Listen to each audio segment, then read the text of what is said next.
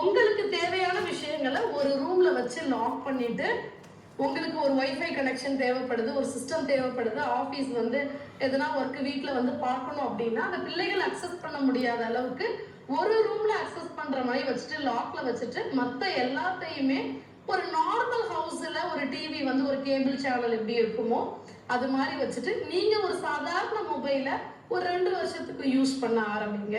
So உங்க பிள்ளைகள் உங்ககிட்ட மொபைல் இருக்குன்னு சொல்லி கேட்கும் பொழுது நீங்க ஒரு பிஸியில அதை கொடுத்துடுறீங்க, அவங்க பார்க்கட்டும்னு விட்டுடுறீங்க. ஸோ நீங்க முதல்ல மொபைலை சேஞ்ச் பண்ணுங்க. அதை தவிர ஒரு பெரிய வழின்றது இதுல கிடையவே கிடையாது. ஸோ ஆண்ட்ராய்ட் மொபைலுன்றது மஸ்ட், ஸ்கூல்லையுமே கேட்குறாங்க அப்படின்னாலும் அதுக்கு வேற ஆப்ஷன் எதனா பண்ணிக்கலாம். அந்த சிஸ்டம்லயே நம்ம வந்து ஒரு வெப்சைட்ல, ஸ்கூல் வெப்சைட்ல நம்ம வந்து ஸ்கூல் ஹோம்ஒர்க்கை தெரிஞ்சுக்கக்கூடிய வழிகள் கூட இருக்கு.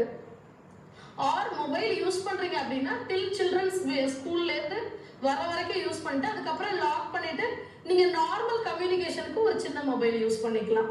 ஸோ பை ரொட்டீனா ஒரு கேட்ஜெட் யூஸ் பண்றதை நீங்க ஸ்டாப் பண்ணீங்கன்னா தான் உங்க குழந்தைகளும் ஸ்டாப் பண்ணுவாங்க, அதுல இருந்து வெளியில வருவாங்க.